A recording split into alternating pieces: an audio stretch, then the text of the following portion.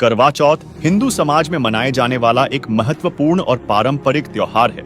इस त्योहार पर विवाहित महिलाएं अपने पति की लंबी उम्र और सुख समृद्धि के लिए पूरा दिन व्रत रखती हैं और शाम को चंद्रमा के दर्शन के बाद ही इस व्रत को तोड़ती हैं। करवा चौथ का व्रत हर साल कार्तिक मास की कृष्ण पक्ष की चतुर्थी तिथि को रखा जाता है, जो कि उत्तर भारत के ज्यादातर राज्यों में मनाया जाता है। तो चलिए आज की इस वीडियो में जानते हैं कि क्या है करवा चौथ के व्रत के पीछे की पौराणिक कथा।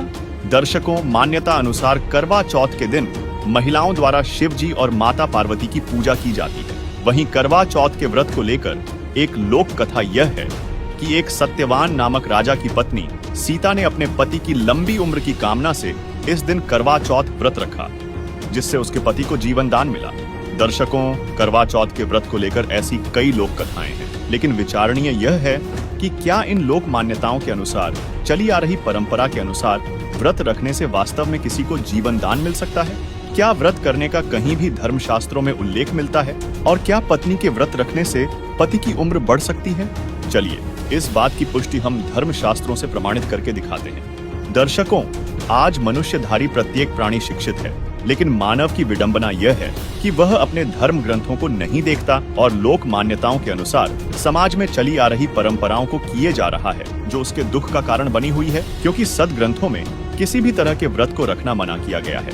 देखिए, गीता अध्याय 6 श्लोक 16 में गीता ज्ञानदाता कहता है कि हे अर्जुन, यह योग अर्थात भक्ति न तो बहुत खाने वाले की ओर, न बिल्कुल न खाने वाले अर्थात व्रत करने वाले की सिद्ध होती है।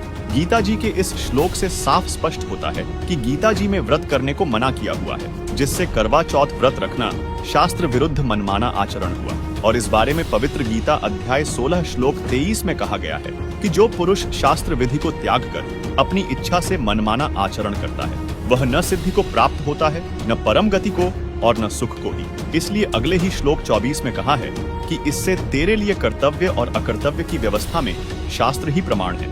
इसे जानकर शास्त्र विधि से नियत कर्म ही करने योग्य है, अर्थात शास्त्र अनुकूल भक्ति कर्म करने योग्य है। वहीं करवा चौथ जैसी मनमानी क्रियाओं के विषय में आदरणीय संत गरीबदास जी महाराज ने कहा है, तीरथ व्रत करे जो प्राणी, तिनकी छूटत है नहीं खानी। 14 नौमी द्वादश बर्तन, जिनसे जम जौरा नहीं डरता।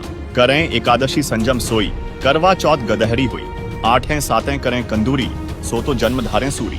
कहे जो करुआ चौथी कहानी, तास गदहरी निश्चय जानी।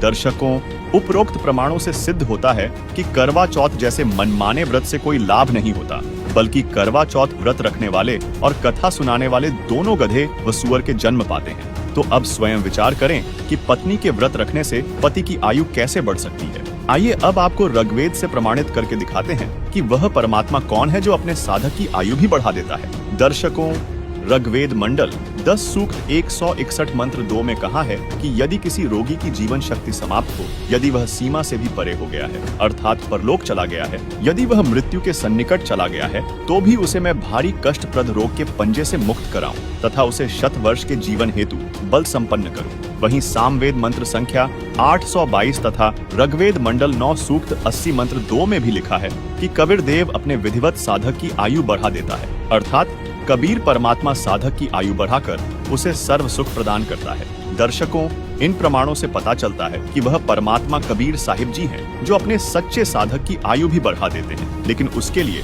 शास्त्र अनुकूल भक्ति करना अनिवार्य है और शास्त्रों से प्रमाणित भक्ति एक पूर्ण संत ही प्रदान कर सकता है, जिसकी पहचान गीता अध्याय 15 श्लोक 1 में बताई गई है कि ऊपर को पूर्ण परमात्मा आदि पुरुष परमेश्वर रूपी जड़ वाला, नीचे को तीनों गुण अर्थात रजगुण ब्रह्मा, सतगुण विष्णु व तमगुण शिव रूपी शाखा वाला अविनाशी विस्तारित पीपल का वृक्ष है। जैसे वेद में छंद हैं, ऐसे संसार रूपी वृक्ष के भी विभाग छोटे छोटे हिस्से या टहनियां व पत्ते कहे हैं। उस संसार रूप वृक्ष को जो इसे विस्तार से जानता है, वह पूर्ण ज्ञानी अर्थात तत्वदर्शी है। वहीं आदरणीय संत गरीबदास जी महाराज ने पूर्ण संत के विषय में कहा है, गरीब सतगुरु के लक्षण कहूँ, मधुरे बैन विनोद। 4 वेद 6 शास्त्र कहा 18 बोध, अर्थात जो संत सर्वशास्त्रों अर्थात चारों वेद, 6 शास्त्रों तथा 18 बोध का ज्ञाता होता है।